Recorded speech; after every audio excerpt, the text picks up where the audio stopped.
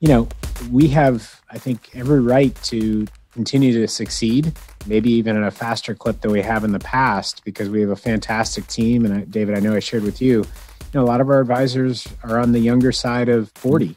So, we think there's a lot of runway here, and we're primarily an employee-owned firm. We're going to continue to push that, and that aligns a lot of interests. So we're just really excited about the future and being able to help more people.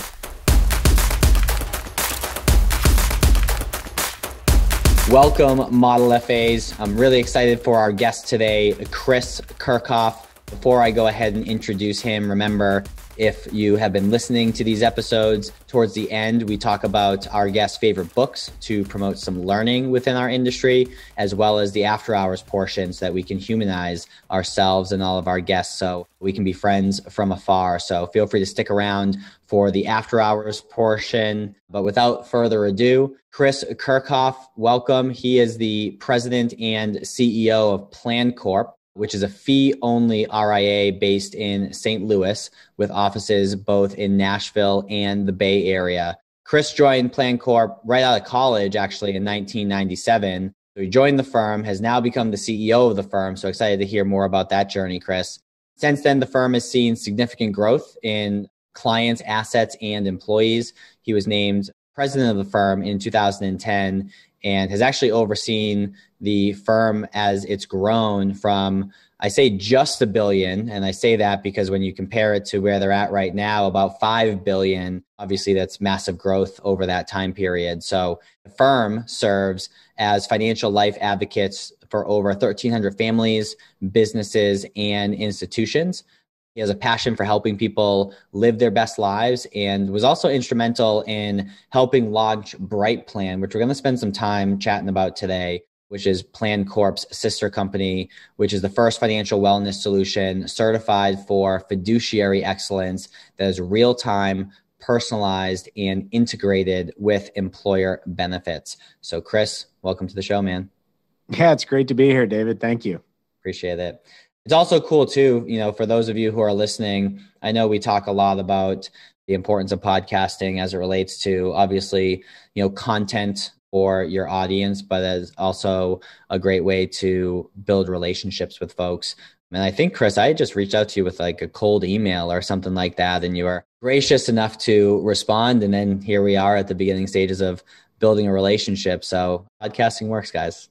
Yeah, absolutely. Awesome. So Chris, why don't you start off? I'm most intrigued, at least to start anyways, hearing your journey back in 1997, fresh out of college. Not to bust your chops too much, but I was 7 years old at the time. So, you started at a firm that was obviously already in existence. You fast forward, 24 years roughly? And you're now the CEO. So tell us a little bit about that journey. So when you were an intern, what were your roles and responsibilities at that time? Sure. Well, one of my favorite stories to tell new team members that join Plancorp today is that on my first day of work, it was made clear to me that not only was I going to be doing things like, figuring out cost basis by going through shoe boxes of old brokerage statements, but that I would also be the chief dishwasher of the firm, because at that time, when clients would come in and have lunch or coffee or whatever, we had a sink, but we didn't have a dishwasher. So that was my job to make sure we had all the dishes clean by the end of the day for tomorrow's lineup of client meetings.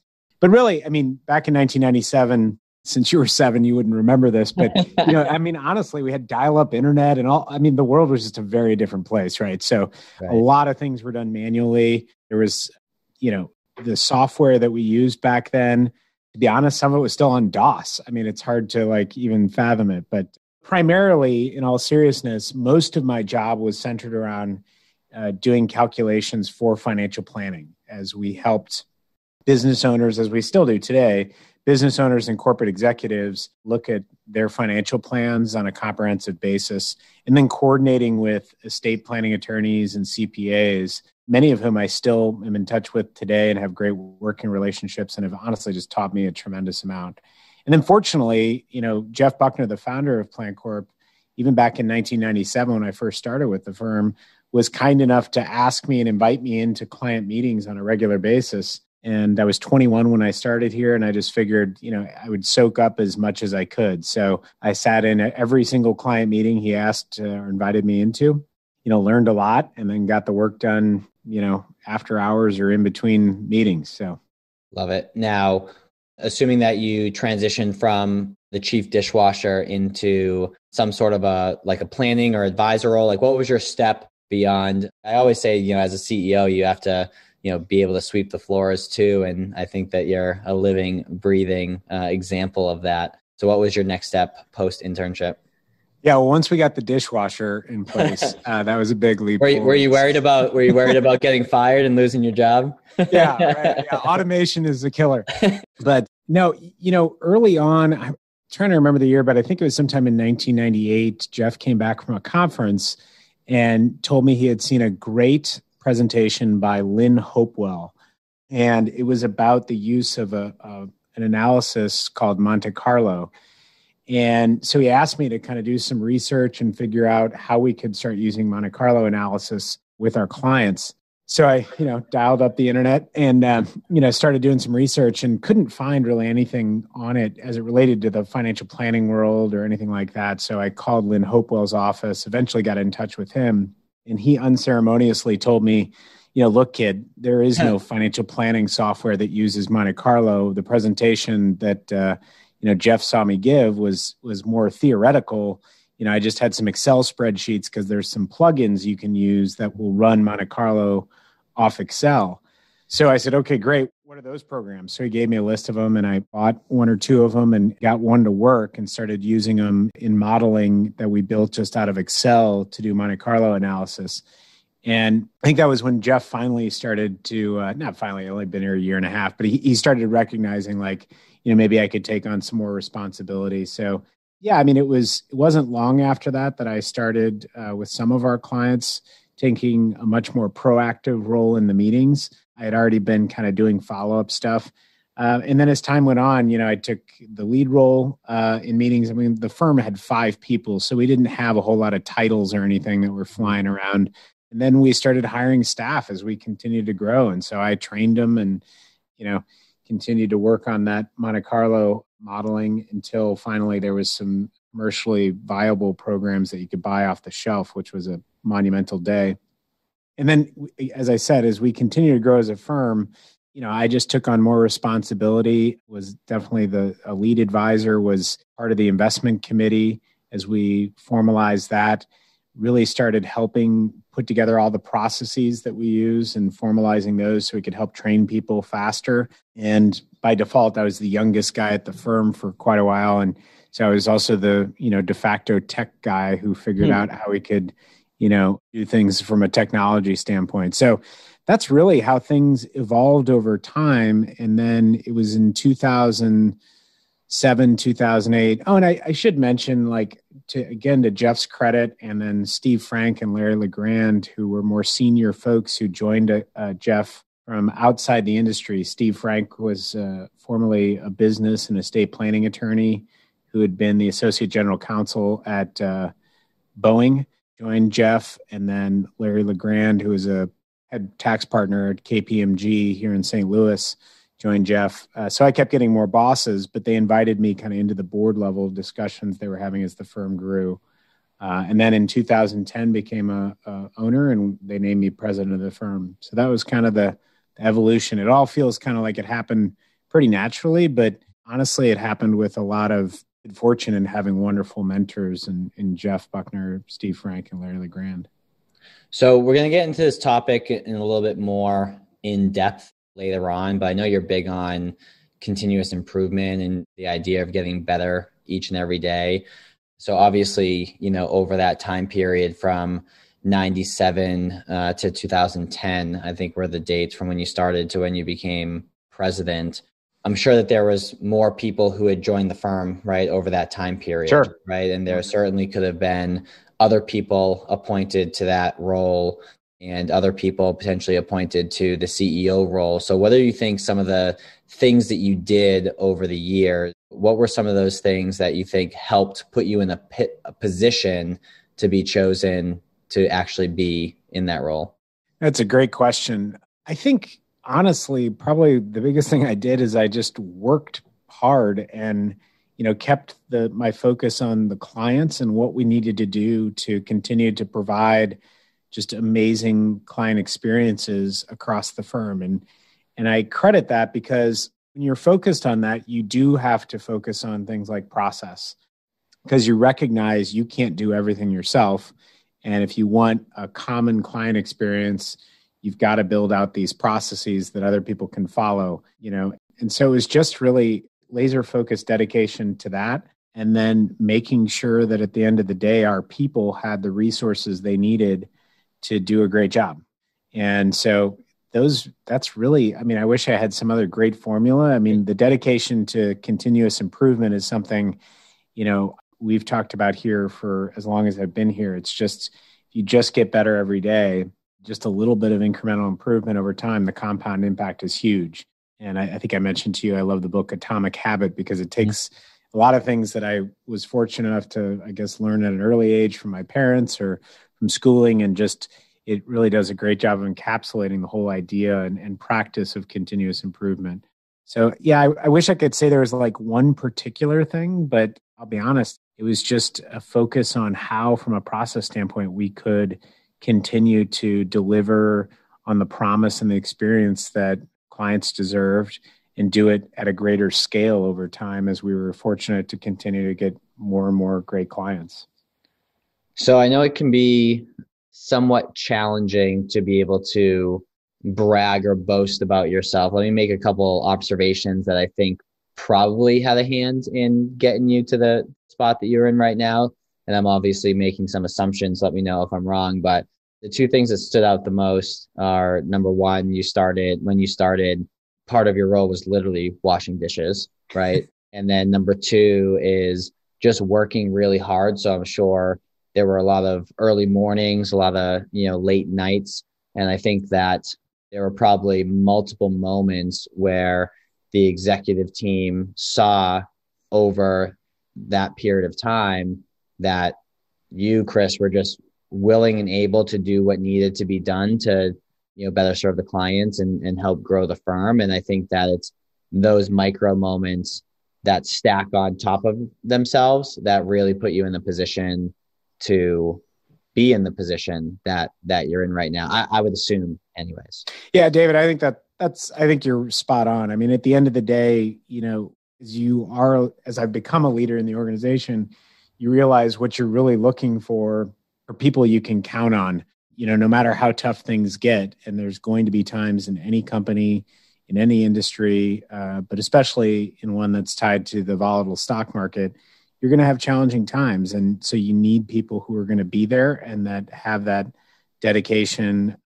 for the team and for the client. And then the other thing I didn't mention, something I tell our team all the time is, ask great questions or just ask a lot of questions. Like, know that you don't know everything and, don't be afraid to ask, because when we're talking about up and coming stars still to this day at Plancorp, one of the number one things that people point out as a positive is, hey, they ask great questions, so they're on the right track. They're asking the right things, they're showing up, they're doing the work, and they're asking great questions. So awesome.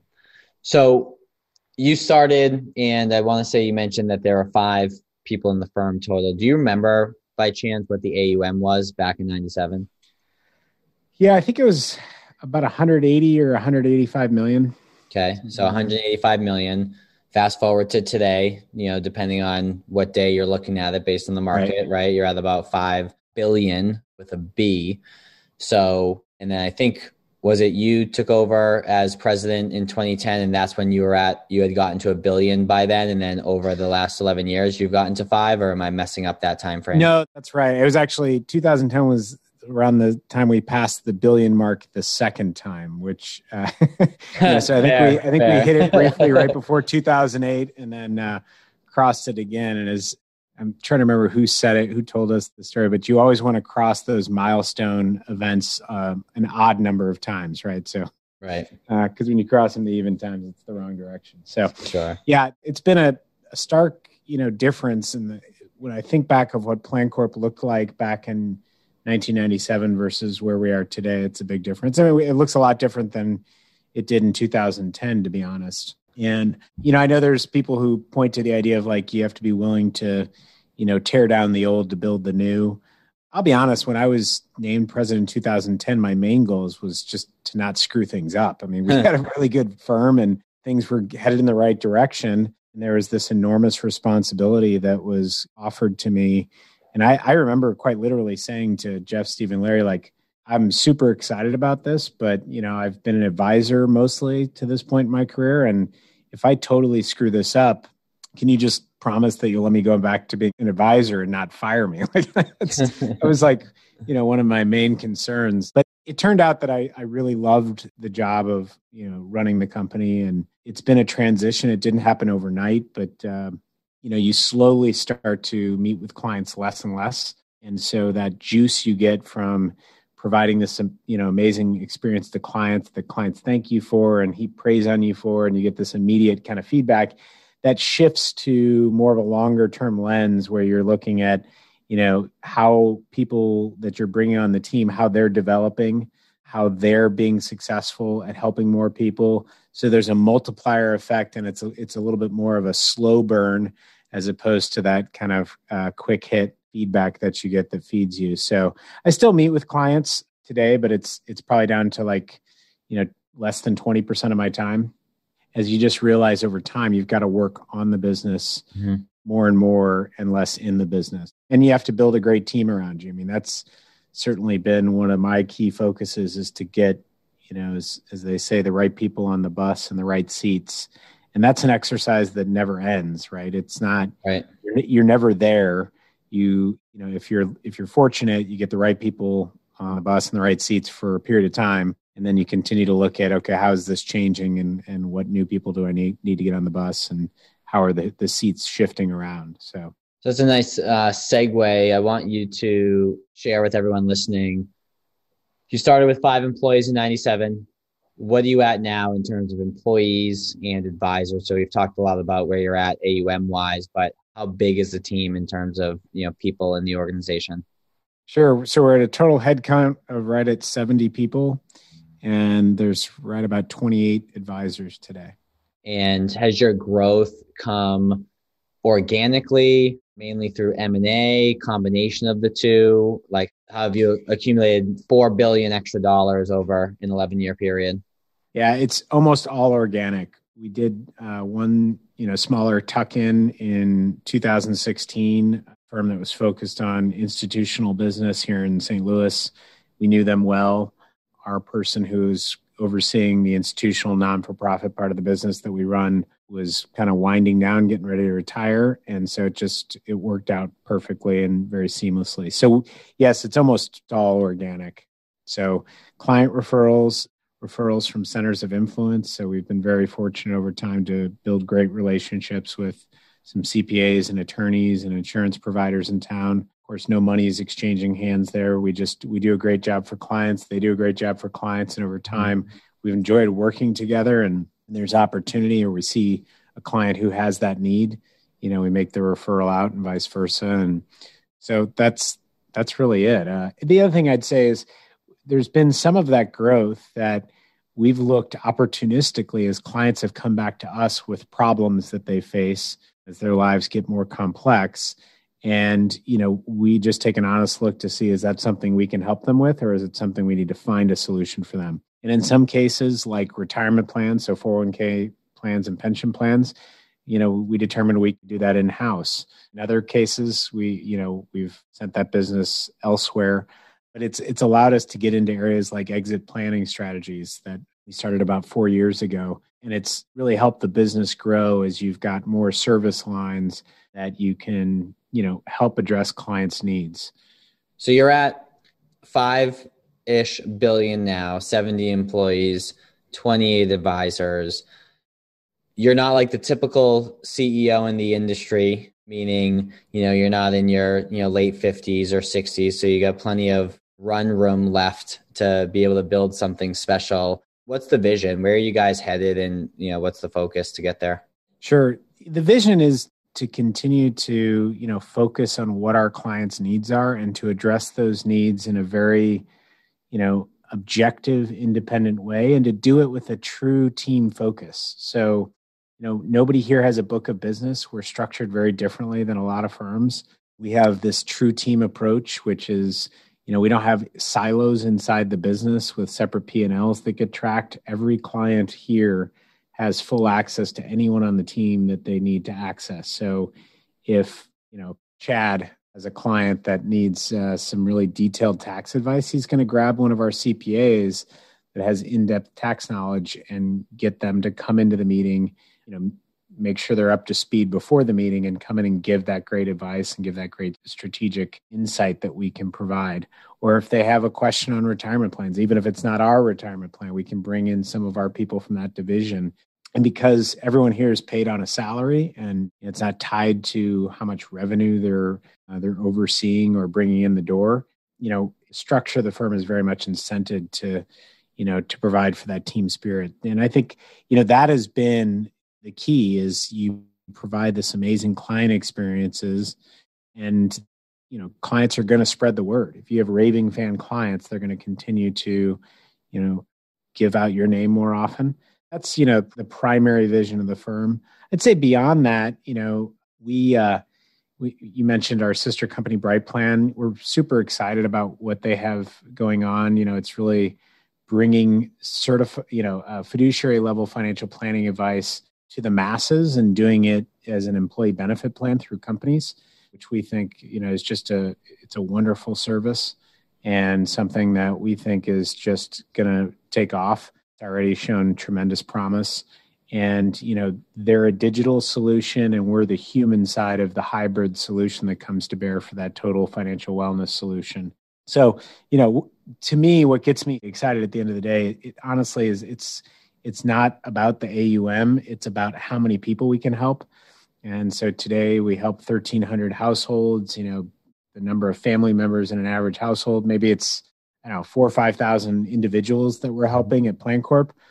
If you count in BrightPlan and growth trajectory there, I think, we're looking at being able to help eventually, candidly, millions of people, hopefully over the long term. And that's what gets me excited because we've all seen the articles, right, about the retirement crisis. We've all seen that, people aren't prepared for financial emergencies, that there's a debt crisis from student loans or other areas. People need help, and financial, in many cases, is the answer, but you got to find a way to get to those people and to make it easy. And in today's world, make it digital forward. I don't think the right solution is going to be 100% digital, but it has to be very, very digital forward in terms of the interface, and then allow for a pretty seamless way to, access humans when people want, more of the empathy and experience to weigh in on their situation. So, fortunately, as a private company, I don't have an earnings number I have to hit. We don't have hey, we have to get to 10 billion in 5 years. We've more than doubled 4 times since I've been here.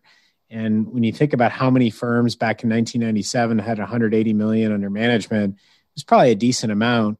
And, we have, I think, every right to continue to succeed, maybe even at a faster clip than we have in the past, because we have a fantastic team. And David, I know I shared with you, a lot of our advisors are on the younger side of 40. So, we think there's a lot of runway here, and we're primarily an employee-owned firm. We're going to continue to push that, and that aligns a lot of interests. So we're just really excited about the future and being able to help more people. Hey, Model FAs. I know you're enjoying this conversation, but I wanted to take a quick break to talk to you about the Model FA Accelerator. This is a unique collaboration between us and you, where we help you build a financial advising practice that you can be proud of. We focus on the foundational concepts around how to pick a niche or a specialization, how to price your services, how to construct an offer that people are going to buy, and then how to market it and sell it in a way that'll get people to sign on the dotted line and become clients of your firm, all while giving you the information to scale and set up workflows and operational processes that will allow you to reclaim your time and build a practice that doesn't run you. So if you'd like to hear more about that, go to www.modelfa.com/accelerator or www.modelfa.com. Hover over Work With Us and click on Accelerator. Hope to see you in the program. So there's 2 books that come to mind as you were chatting. So based on the terminology, raving fans, and then based on what you just said about an employee-owned firm. Have you read, I'll start with the first one. Have you read the book, The Snowball System? I have not. That may be they use the term raving fan a lot. Specifically, it's all about selling by strategically advancing relationships and just making relational deposits along that sales journey, as opposed to like some slick sales language. So I think that would coincide well with how you guys operate and probably reinforce a lot of things that you're already doing, but there may be a nugget or two in there for your advisors that could be really cool. And then the employee-owned firm comment made me think of, I believe it's called The Great Game of Business. Have you come across that one? Not, no. Okay. So they even the score a little bit. I've yet to read your favorite book, Catch 22. So we're somewhat even there. But so The Great Game of Business is all about empowering your employees through transparency of what's actually going on in the business from a vision standpoint, a challenge standpoint, a financial standpoint, right? So everyone can sort of buy in. Those are two books I think would be super complementary to some of the things that you just mentioned. I want to go over to what you had brought up a couple minutes ago about BrightPlan. So what I'm intrigued to learn about is, so it seems like you have a company, right, that partners up with organizations to further build out their employee benefits offering with this particular service. What's intriguing is you mentioned that there's the digital component, but then there's also the human component. So help everyone understand, like, what is BrightPlan actually helping with? And then as you're going through that, share with us what the digital portion is helping with compared to the human portion. So you start with the fact, and there's, some of the large CPA firms come out with reports on financial wellness the last couple of years, and you see that there's just a tremendous amount of stress that employees report they're under from a financial standpoint. And then you talk to business owners and you look at the data and see that a lot of workers are spending, a few hours a week while they're at work handling some of their personal financial matters. And then, you add to that the fact that there's issues like lack of retirement preparedness. There's, cases depending on the company where they're having people at upper levels stay in those roles, whereas before they would retire and there'd be upward movement, there's some stagnation. And so that's a challenge as they look to continue to promote inside the firm. And then there's just also, in some cases, great benefits across the firm, whether it's a 401k match or whether it's an ESPP program or what have you, that the HR team just knows, and they see the data that people are not taking full advantage of all these great programs that companies have to offer. These are the types of things that BrightPlan is trying to solve for, is how do you help employees of these great companies, first of all, reduce their stress so they live a better life, first and foremost. And then second of all, make sure that they fully understand and can take advantage of all of the wonderful benefit plans that a lot of these publicly held companies in particular have in place. And it doesn't have to be publicly held. They happen to have, in some cases, more complex plans. And so that's really what we're geared to do. And, on the digital side of things, we get tied in directly to those employee benefit programs so that we can build out an academy for each of those companies. So there's a big learning component to BrightPlan and financial education.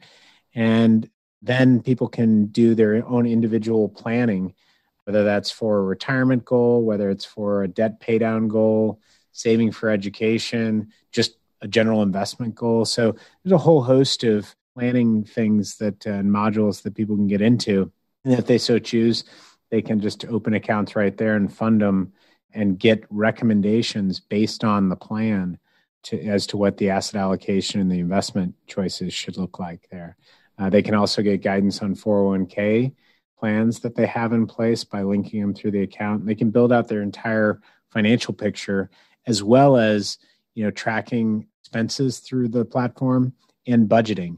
So it's a pretty robust system. And then right in there, there's a one click to talk to an advisor and schedule a meeting if they want to have one-on-one with one of our advisors. And then my understanding is that the company is paying for BrightPlan. The employees are not paying for BrightPlan, correct?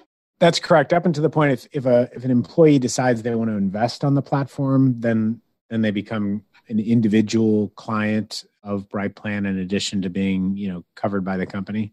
So BrightPlan is a full registered investment advisory or a digital RIA. And then, of course, we're a full RIA on our side. And it's actually our chief investment officer, Peter Lazaroff, who oversees, he's also BrightPlan's chief investment officer. So there's synergies we built in there with the firms to allow for our dedicated team to manage those assets. But they're not being charged for if they schedule an appointment with an advisor, correct? No, that's all paid for by the company. Yeah. So that's what I think is so interesting, because if you remember back to when we had our intro call, as you were telling me about this, my marketing ears perked up and I was like, oh my God, what a great lead generation tool, right? And it kind of goes back to, as you were sharing about your vision, where you don't necessarily have an AUM vision, you have a how many people can we serve vision. And I think because your response to that was something along the lines of, no, it's actually not a lead generation tool, because you guys aren't the ones that are being proactive with like trying to convert folks. Certainly, if they want to convert themselves into allowing you guys to do some planning for them more in depth, you're obviously going to serve them, but it's not like you're creating this database and then passing out these leads to the advisors and then banging the phones and kind of harassing them and things like that. I think it proves that what you said about your vision is actually true, where it's not about the money. It's how can we fix this massive problem that's occurring as it relates to, a lack of retirement planning for a lot of people here in the country. Yeah, no, absolutely. And it's really, I think about, as you were talking, I think about my friend, I don't know if you know Spencer Siegel at Actify, great guy in the industry, but he talks about the platinum rule that you do unto others as they would like to have done to themselves, so treat others the way they want to be treated. The golden rule is treat others the way you would like to be treated. This is treat them as they would like to be treated. And so, the idea here is like, we're trying to meet people where they are and where their needs are. And for some people, there's no question we've built a, robust enough program, and platform with, I should say BrightPlan has built it. We've helped, but a lot of people can get everything they need right on the platform, right? But some people are going to want to have like that human check-in. And then other people are going to just want to delegate everything to a human advisor, but still have good digital capabilities and a good framework to check in on things when they want. So, we're happy to be there for any part of that makes sense. And, obviously you got to build companies where the economics make sense. But, at the end of the day, this is, just as we talked about on our first phone call, this is not built in any way as a lead gen for us. We're there to help if it makes sense, but we're not training an army of people to try and harvest leads off this at all. We have our advisors. Honestly, there's not like a different subset of them. There are advisors who are willing, able, and happy to take these calls to help people. And it's a great learning tool for our people too as they progress through their career. For sure. It's one of those things where I'd imagine you're doing this, maybe you're not, but as you hire new advisors, it's good practice to, be meeting with those folks that are opting into phone calls and being able to serve them and things like that. So I feel like it's a win-win-win sort of all around. It is. And there's proof points there. We get scores on how the employees who set up these calls, how they feel about the calls, and the reviews are phenomenal. That doesn't happen if you've got a salesperson on the other end saying, well, let me tell you how you could become a client of Plancorp, right? I mean, it's not the conversation at all. It's, understanding, where that employee is and how we can best help them in the time that we have that conversation. Love it. So the transition slightly, and I appreciate you sharing about some of the things that you guys are doing over there and, your story up to this point. And I interviewed someone else a few episodes ago who was in a similar situation. They're actually current clients of ours where, he started off at the firm and now he's a CEO of the firm. So it's just cool to see those stories of, starting from the bottom and, working your way up and serving along the way. And what you both have in common is you seem to, at least on the podcast episodes, who knows, but you seem to be, humble and grateful and others focused, which I think is a testament to, why you guys are at the stage in business that you're at, because, the more people you serve, the, more successful you become overall. So I've enjoyed hearing that so far. Thanks. One thing that we talked about, and I'll use your exact words as a quote here, that quote bugs the crap out of you, is the fact that the industry in general struggles with like just being open and honest with kind of like who we are as humans. So I feel like a lot of times, I've seen these like memes online where it's like me on Facebook, right? Me on LinkedIn, me on, Instagram, and then me on Tinder, right? And you just have like all these different, personas that people, try to be on certain platforms or in certain aspects of their life. And I mean, you're sitting here, for those of you who aren't watching the video and just listening to the audio, right? You're sitting here in a golf polo, and I'm sitting here in a t-shirt, and we're just having some fun and riffing back and forth. We don't necessarily feel the need to, have to be all super buttoned up, and kind of just be ourselves. And then in addition to that, not just not being open, honest with like who we are as humans, but also how we get paid and how clients are thought about, right? So I find oftentimes, folks, advisors, which I certainly get from a business model perspective, and, making sure that you're running a profitable company. But it stinks that a lot of people that are out there that need help don't fit advisors' business models, and therefore they don't get the attention maybe they need. And maybe that's where BrightPlan comes into play. But help unpack that a little bit with, as it relates to, how do we become ourselves? How do we become more transparent? And how do we treat humans as humans, regardless of the assets that they may or may not have? I mean, it's a great topic, one I really like. And I'll first admission that, I mentioned I started in this business when I was 21 years old, and somebody along the way told me like, well, you'll be successful once you start losing your hair or it turns gray, one of the two. Well, you can see both have happened by now. So, but when I started out, I was young and I felt like I had to have a work persona. Like, I don't know if everyone goes through that or not, but I was like, okay, there's work Chris, and then there's, personal life Chris. And when I really started gaining success in my career and honestly just being a lot happier was when I just decided it was through deeper and deeper connections with clients. I realized they don't want a persona. They just want to know who I am, right? And they're good with the authentic version of me. And so let's just do that and not like have this buttoned up version of like, who I think I'm supposed to be in front of clients, and, let a little bit of the wit and sarcasm, or at least what I think is wit and sarcasm. I don't know. I'm in the same. I think it's funny, but and also just, my interests and passions, and let those shine through and let the chips fall where they may. I mean, it may throw some people off from wanting to work with me or be part of my team, or, that's okay. I mean, you can't be everything to everyone. And I think that's one of those things that you learn, hopefully you learn at some stage in life. It just makes you a happier person. And I think of the same as it comes to like transparency around business models and fees.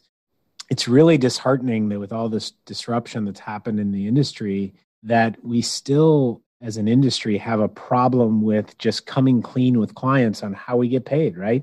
I mean, we are, maybe to a fault in some cases, we put every fee, front and center with the client, so they know exactly what they're paying, not only us, but inside any mutual fund or ETF that we, have them in, what they're going to pay the custodians. I mean, the whole, everything. We want them to know exactly what they're paying. And if they don't see value in our services for what they're paying, that's totally fair. They should go, someplace where they do see value. And, so it's concerning, especially when you see new entrants or newer entrants to this industry, and I'll just pick on Robinhood for a second, who purports to be something. And then, before you know it, yeah, I mean, like free is not free. Like everybody knows that. I don't remember when as a kid, I was taught that there's no such thing as free, but lunch. Yeah. Like, everybody's making money somewhere. Right. And so just be open and transparent about where you make the money.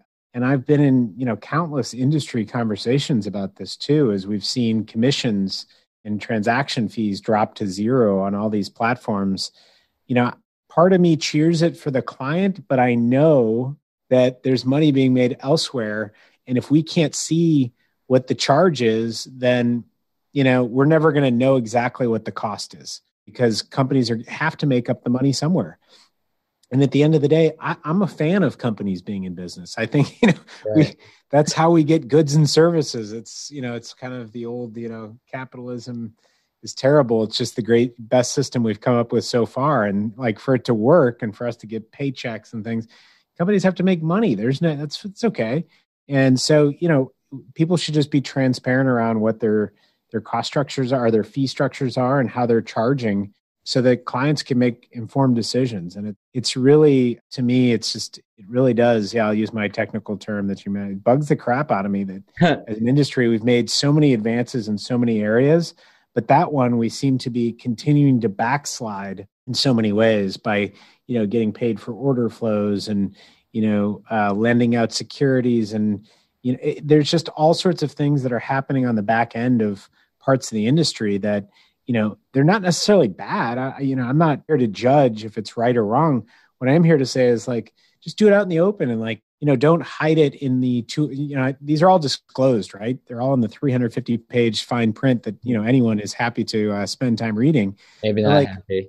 Shouldn't it just be like on their like bullet points, like, hey, this is how we get paid, and make it in simple bullet point form so everyone can see it and make their own determination as to whether or not that's how they want to do business, Yeah, I can, speak on behalf of like some of those larger companies, and also think we may get into a little bit of a rabbit hole, but I feel like with advisors specifically, if they're not overly transparent with, their fees, maybe they are with like their fees, but not, all the little ones that they may incur depending on what funds that they're in and things along those lines. Personally, I find that the less transparent someone is, the less confident they are in their value proposition. And therefore they feel like they need to like sneak it in almost and, ask for forgiveness as opposed to permission, so to speak. So I think, for those of you who are listening, if, you kind of dance around the topic of fees, or when someone questions a fee, you find yourself kind of waffling back and forth and not really being overly concise, I think there's an opportunity to refine what your value proposition is. And quite frankly, and I've dealt with this at various times in my career, and I'm sure you have, Chris, as well. I feel like anyone who's, working hard and, trying to build something special experiences this, which is imposter syndrome, right? And not necessarily believing at times that what we're providing is something that we're capable of providing. If you're struggling with being transparent with fees, or, hanging in that conversation when a client objects slightly on the fee, I think it's an opportunity to refine your value prop and resell yourself on yourself, quite frankly. Yeah, it's interesting. The imposter syndrome is a really fascinating concept to me. And, to me, like, I don't know if it's imposter syndrome or just old fashioned guilt of like, I think there's a part of us that feel like we're not supposed to just love what we do every day. Like, how can I love what I do every day and still get paid, to do it? I think that may be a big part to me of what advisors face. Is most advisors I meet, they love what they do, and they love what they do because of their clients, and, because it allows them flexibility in their life in many cases. And, just look at the last year we've been through. I mean, let's just be honest. I have guilt about it. Like, we can do our jobs from home and be safe. There's a lot of parts of our economy where that's not true. And, every obviously crisis is different. Our industry bore the brunt of the crisis in 08, 09, but that was a totally different deal. Like our lives were not at stake, our livelihoods maybe, but not our lives. And, so I think there's some of that of just like, hey, if I love what I do this much, I have to kind of be a little careful about how I talk about how I get paid for it, because I don't want to mess it up. It's almost, I think there's some part of that too. But I think your earlier point is the right one. Like, if you lead with value proposition and you just talk about what you're going to do to help people and, the value you're going to bring to the table, then you talk about the fees. And if, again, you're not going to get not everyone's a good fit. People are break down into different areas of how they think about services. And some people don't want to pay for, high quality financial advice. That's totally fine.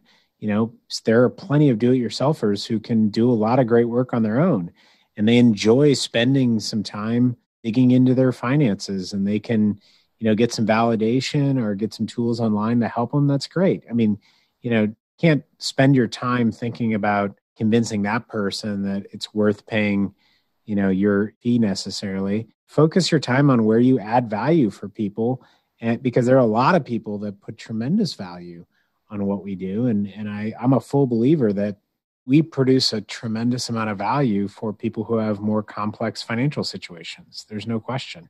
Or people who just don't want to handle this on their own. I mean, that's totally legitimate thing too. I mean, we have clients without a doubt that could do this on their own, but they want to spend their passions and how they're going to continue to be successful lie in other areas. And so they see the value of delegating this to someone who knows what they're doing, who's, going to be very proactive and communicative, and, that's worth it to them, For sure. And one thing I forgot to mention, which was part of what I teed up in terms of, being open and honest with who we are. I think a lack of transparency of fees can be boiled down to both a lack of belief in your value proposition, but also potentially a lack of relationship building on the front end. Because at the end of the day, people, and I was talking about this on a podcast that I recorded earlier today, actually. I had someone on, John Pack, who brought me through the best sales experience that I've been through. He's a part of a company that serves our industry, and it was just fantastic. And I was like, dude, I gotta highlight this. And what he did a really good job at is just getting me to know, like, and trust him, and vice versa, to where I was advocating with our company at Model FA, like, hey, I don't care, how we need to make this work, but we got to make this work, regardless of what the cost is and regardless of, what our bandwidth is at the time. We just got to make this work. And that was only because of the fact that I really got to like him. And he also had a great value proposition, but then the price of the service just became less and less and less important compared to those other two components. So I feel like if we can really be who we are, he does comedy on the side, right? So I laugh at all of his stuff when he posted on Instagram, so it's just things like that you can connect with folks on, the less important your fee becomes and the more comfortable you should feel being transparent, because you've already won the relationship anyways. Yeah, 100%. I mean, it goes back to that old people by people, right? I mean, we're a relationship driven species. And I think in today's world where we're so tech focused and everything else, people maybe forget that. And also the fact that we've seen, this rise of the mega brands that have just gained so much power that it's easy to get wrapped up in I gotta build a company brand. Mm-hmm. At the end of the day, I mean, it's all about your people, and it's all about, especially as an advisor, it has to be that relationship that you're building with the clients you serve, because at the end of the day, that's why they're paying you. They're paying you for that relationship. They're paying you, to be that trusted advocate for them. That's what it's all about at the end of the day. So if you're not investing your time and energy into that relationship, I mean, that's on you. I would like to think that even hidden fees aren't going to get you out of, the challenges you're going to face if you're not investing that time and energy into your clients. And when you do that, ultimately the business grows because people introduce people to great experiences, not because you service the heck out of them, but because, they had an unbelievable experience. So before we get into your favorite book, Chris, which is Catch-22, I know that you are a big advocate for yourself as well as others as it relates to continuous improvement and just making sure they get incrementally better every single day. And as I guess what I'll coin is a personal development junkie myself, so to speak, I'm very interested to hear how you work on getting better every day. Is it a certain routine in the morning? Is it a certain, consumption of information? What are the tangible things that you're doing that the people listening can determine if it fits in their life so that in turn they can focus on getting better every day? David, to be honest, I don't know if there's a better roadmap out there than the book I referenced earlier, which is one of my favorite books. When we spoke earlier, it may have actually been the one I mentioned before. Atomic Habits, you're saying? Atomic Habits, yeah, by James Clear. I mean, it just does such a great job of crystallizing these points. And I think the key thing is just to be intentional about it. It doesn't I'm happy to share, every day I do a little meditation each day and kind of a daily practice of thinking about, day before what's happening today and where can I just push myself to be a little bit better and think about, being true to who I am and what I'm trying to be about. But, it's for each person to figure out what works best for them, right? There's different tricks, if you will, or tactics that you can get into on, what works best for you, whether it's creating the right environment, whether it's just building out these routines that become second nature to you. So I think there's not one thing that would work. I think at the end of the day, it's just being intentional about exploring what is going to work for you and then just continuing to push on that. And, my wife is a yoga instructor, and in yoga, in that practice, they talk about pushing your edge, right? Mm-hmm. And usually that's in some, strange position and you're trying to just stretch a little bit further. But you realize in that, a tenth of an inch is an improvement sometimes when you're talking about a hamstring stretch or whatever, right, it is, or a hip opener. But those matter. It makes a big difference. And so that's it, is just push your edge, find that and then just continuously push yourself. It doesn't have to be overly complex. In fact, I think the more complex you try and make it, harder it's going to be to actually stick to that continuous improvement. So, things that I do every day outside of the daily practice, I just am religious about, making sure I read at least an article or two that I think is going to be, professionally or personally kind of enlightening. I'll just put it under that category, something where I might actually learn something. It's not just, it's not confirming a bias I have, which I feel like a lot of the news is today, where you see the headlines and you're like, well, that sounds like what I think. Let me click on that and hear how somebody smart thinks, something similar to what I do. No, go find something that is totally different than what you're thinking about and go read that article. And even if it upsets you a little bit, just try and learn a different point of view. I think, anytime you can push that edge for yourself and, even if it's just acknowledging that people have a different viewpoint on parts of the world, whether it's business, personal, whatever, that's growth. And, just continuing to press yourself to get better on things. That's the space where I think, over time, that compound impact has it's just tremendous. So to summarize that, I think I heard 4, maybe 5 main categories. Let me list through that to summarize it for everyone. So what I'm hearing is on a daily basis, you're being still through meditation. Yep. You're reflecting on the prior day. You're envisioning or planning the day ahead. You're stretching your body. Maybe that was a figurative, or I'd imagine if your wife's a yoga instructor that she's got you on the bandwagon too, and that you're doing your best to just learn something new every single day. Those 5 things. Did I capture that okay, or did I miss anything? No, that's that's got it. Yeah, I do similar stuff as well. I always start my day with gratitude. So I have this, 5-minute journal that I fill out every morning and every evening about 3 things that I'm grateful for, 3 things that would make today great, 2 daily affirmations. And at the end of the day, it's what were the 3 best things that happened and where are the 2 areas that I could improve. And what made me think of this too is, as you mentioned, the reflection and the planning. I try and analyze my day and ask myself 3 questions with every appointment or interaction that I have, whether that be good, bad, or indifferent in terms of that interaction.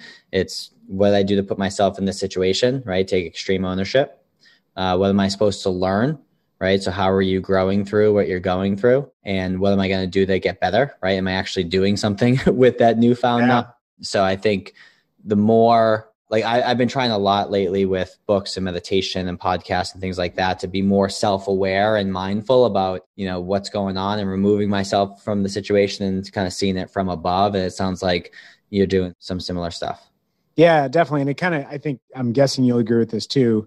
Shouldn't go without saying a big part of that is just being conscious of breath while you're doing those things. It's being making sure you take the time to even if it, sometimes it's 10 seconds, sometimes it's like 2 minutes to focus on the breath to get into that state where like you let other thoughts just kind of drop by the wayside so you can focus on those things. Like if I just tried to jump into that type of thing right now, good luck. I've got too many things racing through my head to try and do that. So you got to be still in the moment and be present. But I was going to mention to you, since you're into, gratitude, which I think is huge. I think it is, to me, the single biggest key to happiness in life is to be grateful. I don't know if you've ever heard of John O'Leary. He's a speaker. He's written a couple books. His first book, On Fire, is just tremendous. It's all about gratitude, his personal story and journey. Without getting too deep, like he quite literally blew himself up accidentally when he was 9 years old and was thought he had burns over like 98% of his body. He was expected to die, and he's obviously made it through. And, just how he thinks about gratitude and even being grateful for the experience he's been through. It's really powerful stuff. I think you'd like it. Well, I just bought that book. Awesome. Thank you. If you ever get a chance to hear him speak, he's a pretty funny Irishman too. So, Yeah, when I Googled him, some videos came up. So I'll watch some YouTube stuff as well. Yeah. So speaking of books, your favorite book. So as everyone listening, you may remember, if you've listened to our other episodes, if this is your first episode, I ask all of our guests what one of their favorite books is. And we spend some time just chatting about why it's their favorite book. And part of the intention here is to promote learning within our industry. I feel like a lot of advisors that I come across are either ripe and rotting, meaning they're done learning, so to speak, or if they are learning, they tend to learn within the confines of our industry, right? Because they want to better serve, their clients, which I think is great, but I feel like you're limiting your potential if you only stay within our industry as it relates to new information. So the whole goal here is to expose you to some resources and some books that may have you thinking outside the box. It may be more pleasurable than, a business oriented book at times, but at the very least, I hope this inspires you to, grab a book, or if you're like me, toss the headphones in with an Audible book and listen to it. So Chris, your book that you noted when you submitted this to me was Catch 22. Admittedly, I haven't had a chance to listen to that yet, but I do have it in my Audible queue ready to go. So tell us a little bit about Catch 22 and why you chose that. Yeah, it's funny. When you and I spoke previously, I know this was not the book I mentioned, but as I thought about the question, like, really, what is my favorite book of all time? There's just no question. It's Catch 22, Joseph Heller. I'm a huge history buff, always have been. My grandfather was a fighter pilot in World War II, flew over the D-Day invasion. And, I was just always really into all the history of the world wars. And when I studied abroad fall semester of my senior year of college, and this was one of two books I brought with me. I ended up reading like 4 times in a semester. It just, the satire of the view of World War II, which I had always had this extreme reverence for, the way, Heller just kind of breaks down some of the, and I want to be respectful here. I'm not at all trying to, be disrespectful to the real atrocities and terrible and challenging things that everyone went through in World War II at all.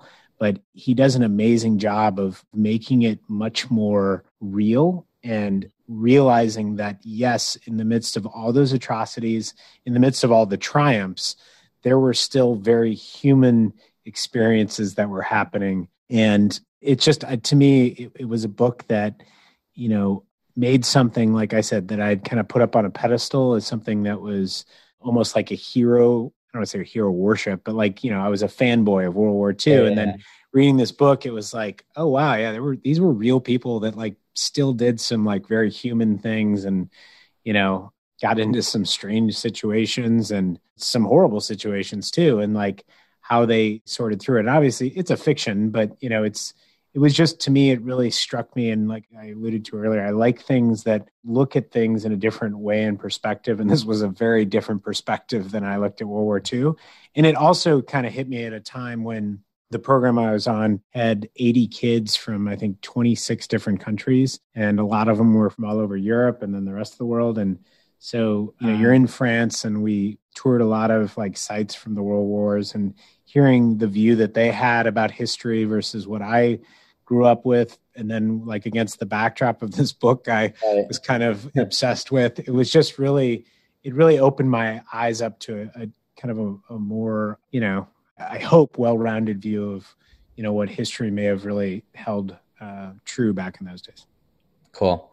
Well, it's in the queue, and I'll make sure to follow up with you once I finish so I can share with you my thoughts as well. And I have a comment about, you brought up your grandfather who's a fighter pilot. So I got a fighter pilot story for you, but we'll save that to the after hours. Okay. So, with that being said, Chris, if anyone wants to, touch base with you or connect with you and, get to know you a little bit better, what's the best way for them to get in touch? Yeah, I mean, I would say I'm always open to conversations. You can email me at chris@plancorp.com. You can hit me up on LinkedIn. Pretty easy to find. Those are the best ways. And then, always open to a phone call, WebEx, Zoom, whatever. I love connecting with people across the industry. I've grown up obviously in the industry and been very fortunate to meet a lot of great folks over the years. And one of the things I love about this industry is that it is very, kind of collegial and open and, very supportive in general. So happy to connect with anybody.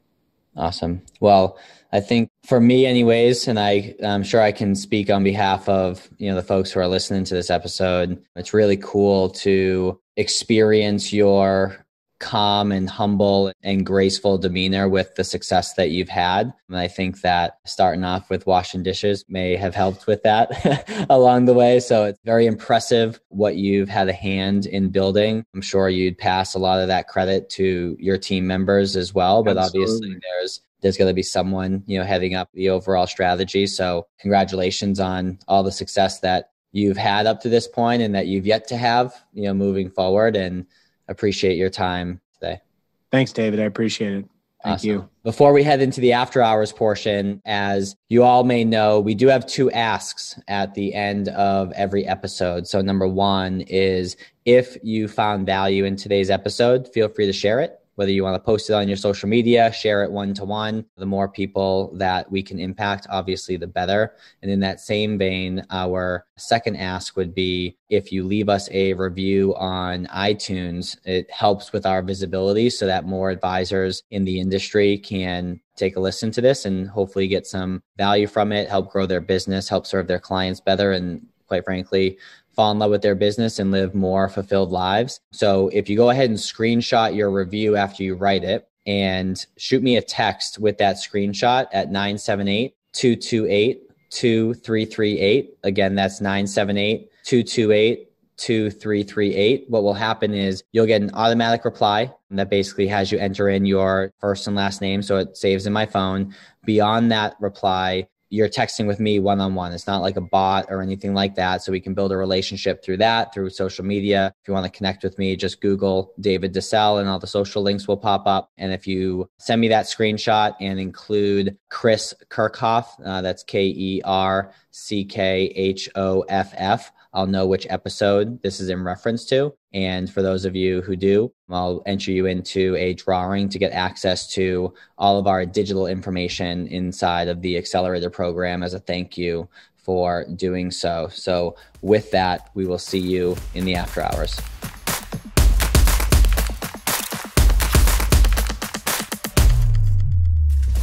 It was great, man. Thanks. Appreciate it, David.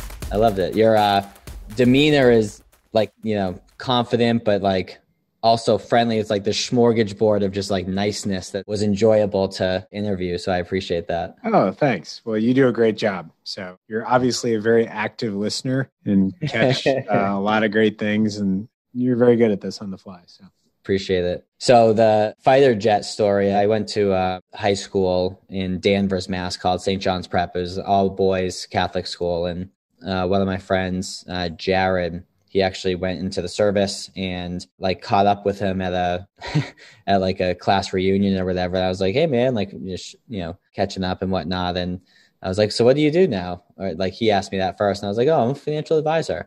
And I was like, what do you do? And he's like, I'm a fighter pilot. And I'm like, oh, that pickup line probably works way better than mine at the bar. I want to be able to say that. That's badass. Yeah, I'm stealing that one. Yeah. Yeah. Oh man, so funny. Great.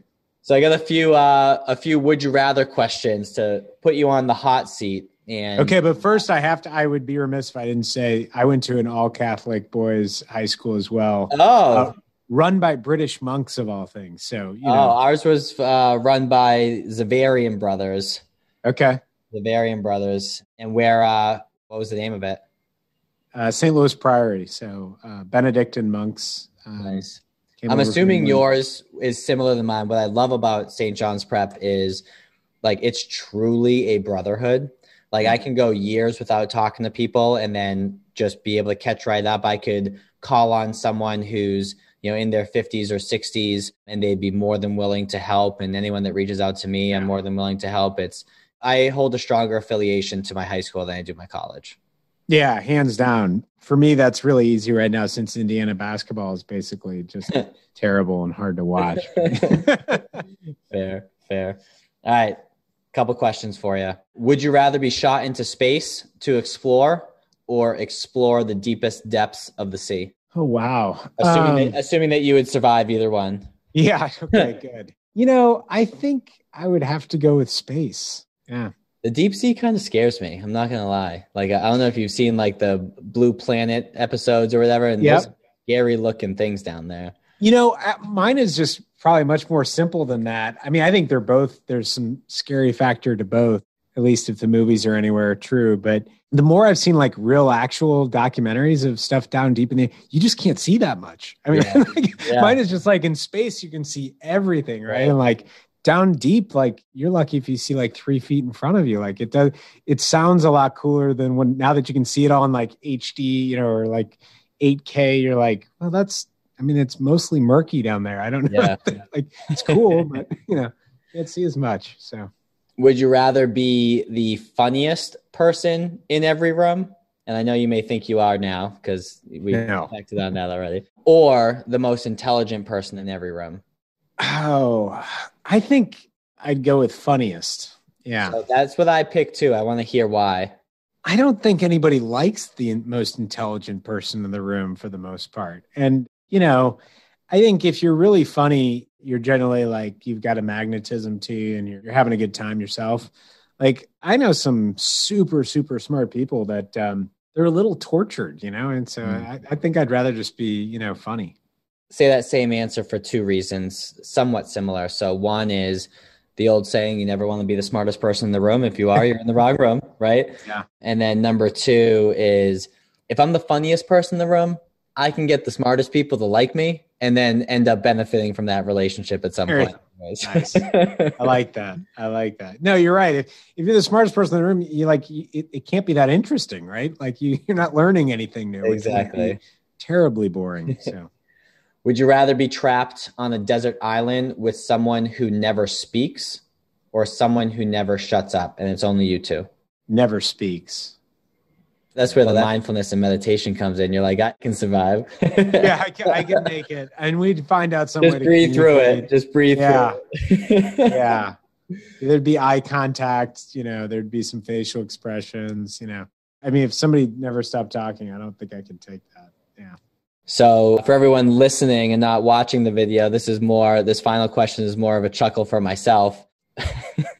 But Chris, would you rather have really long hair or no hair at all?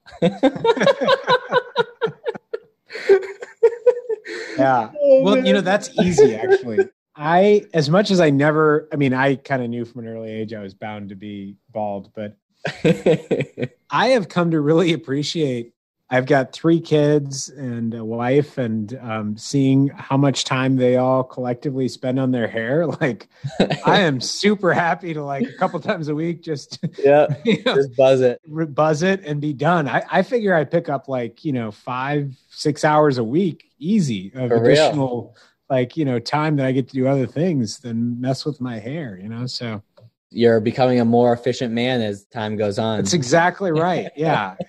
Nothing but upside. Awesome. Well, Chris, this was fun. For everyone who stuck around for the office hours, we appreciate your time, and we'll see you on the next episode. Chris, thanks so much. Thanks, David. Have a great day and a great trip. Thanks. Take care. All right, take care.